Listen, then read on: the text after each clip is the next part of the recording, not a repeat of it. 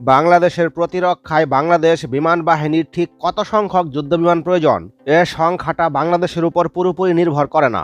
अस्सलामुअलैकुम वीवर, बहुत ही ज्यादा इम्पोर्टेंट और बहुत ही ज्यादा नॉलेजेबल वीडियो आप लोगों के साथ शेयर करने वाले हैं। बांग्लादेश के फाइटर जेट भारत को भागने पर मजबूर करेंगे।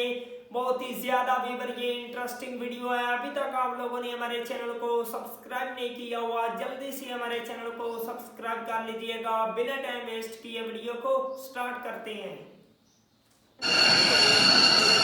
বাংলাদেশের প্রতিরক্ষায় বাংলাদেশ বিমান বাহিনীর ঠিক কত সংখ্যক যুদ্ধবিমান প্রয়োজন এ সংখ্যাটা বাংলাদেশের উপর পুরোপুরি নির্ভর করে না। এছাড়াও এই সংখ্যা নির্ণয়ে বাংলাদেশ বিমান বাহিনী এ পর্যন্ত কোনো গবেষণাও করেনি। তবে আশ্চর্যের বিষয় হলো পার্শ্ববর্তী দেশ ভারত এবং মিয়ানমার তারা কিন্তু এই সংখ্যা নির্ণয়ের জন্য গবেষণা করেছে এবং তারা সফলও হয়েছে। এমনকি তারা তা বাস্তবায়নও শুরু করে দিয়েছে। বাংলাদেশের নিরাপত্তায় ঠিক কত স্কোয়াড্রন যুদ্ধবিমান লাগবে তা পুরোপুরি বাংলাদেশের উপর নির্ভর করে না। তা নির্ভর করে পার্শ্ববর্তী দেশগুলোর সক্ষমতা এবং ফরমেশনের উপর।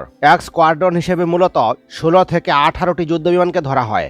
বাংলাদেশের নিরাপত্তায় ঠিক কত স্কোয়াড্রন যুদ্ধবিমান লাগবে তা আমরা না জানলেও ভারত এবং মিয়ানমার তারা কিন্তু সঠিক সংখ্যাটা জানে। কারণ আমাদের বিমান বাহিনী এ বিষয়ে গবেষণা না করলেও ভারত ও মিয়ানমারের বিমান বাহিনী কিন্তু এ বিষয়ে গবেষণা করেছে। পার্শ্ববর্তী দেশ ভারতের গবেষণা অনুযায়ী তাদের নিরাপত্তায় 42 স্কোয়াড্রন যুদ্ধবিমান প্রয়োজন। অপরদিকে মিয়ানমারের গবেষণা অনুযায়ী তাদের প্রয়োজন 12 স্কোয়াড্রন যুদ্ধবিমান।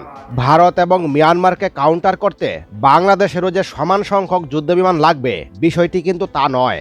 অপরদিকে বাংলাদেশের পর্যাপ্ত পরিমাণ বিমান ঘাঁটি নেই।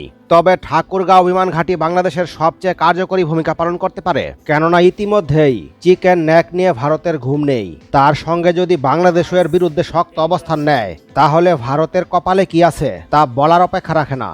বাংলাদেশের ঠাকুরগাঁও সীমান্ত ঘেঁষে শিলিগুড়ি করিডোরের অবস্থান। এই অঞ্চলে মাত্র 20 কিলোমিটার জায়গা দখল করে নিতে পারলে ভারত বিশাল ভূখণ্ডের নিয়ন্ত্রণ হারিয়ে ফেলবে। কারণ পূর্বাঞ্চলীয় 7 রাজ্যে পৌঁছাতে পারবে না। আয়তনের দিক থেকে ভারতের পূর্বাঞ্চলীয় 7 রাজ্য অর্থাৎ 7 সিস্টারের আয়তন বাংলাদেশের চাইতেও দ্বিগুণ। অর্থাৎ 7 সিস্টারের এক আতঙ্কের নাম ঠাকুরগাঁও বিমান ঘাঁটি। ভারতের আপত্তির কারণে বিশাল আয়তনের এই বিমান ঘাঁটি পরিত্যক্ত অবস্থায় রয়েছে। তবে খুব শীঘ্রই এই বিমান ঘাঁটি পুনরায় চালু করার সিদ্ধান্ত নেওয়া হচ্ছে। কারণ ভারতের 7 সিস্টারকে মোকাবেলায় এই বিমান ঘাঁটির কোনো বিকল্প নেই।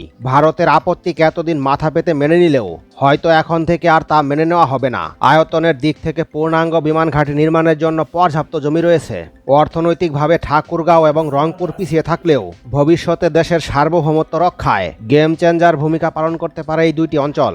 বিমান ঘাঁটি নির্মাণ কাজ শেষ হলে এই দুইটি অঞ্চল আর অর্থনৈতিকভাবে দুর্বল থাকবে না। আয়তনের দিক থেকে বিবেচনা করলে এটি বাংলাদেশের 5ম বৃহৎ বিমান ঘাঁটি হবে। সেক্ষেত্রে আয়তনের দিক থেকে বিশাল এবং পর্যাপ্ত পরিমাণ জমি রয়েছে। বর্তমানে বিমান ঘাঁটি কৃষি কাজের জন্য ব্যবহৃত হয়। এমন অবস্থায় নতুন করে সবকিছু নির্মাণ করতে হবে। একটি পূর্ণাঙ্গ বিমান ঘাঁটি নির্মাণ করতে প্রয়োজন হয় 350 মিলিয়ন মার্কিন ডলার, বাংলাদেশি টাকায় যার পরিমাণ প্রায় 4000 কোটি টাকা। এক্ষেত্রে বাংলাদেশকে অর্থনৈতিক সহযোগী কোনো দেশের সহযোগিতা নিতে হবে। এদিক থেকে বাংলাদেশকে সহযোগিতা করার জন্য সবচেয়ে বেশি আগ্রহ দেখাচ্ছে চীন।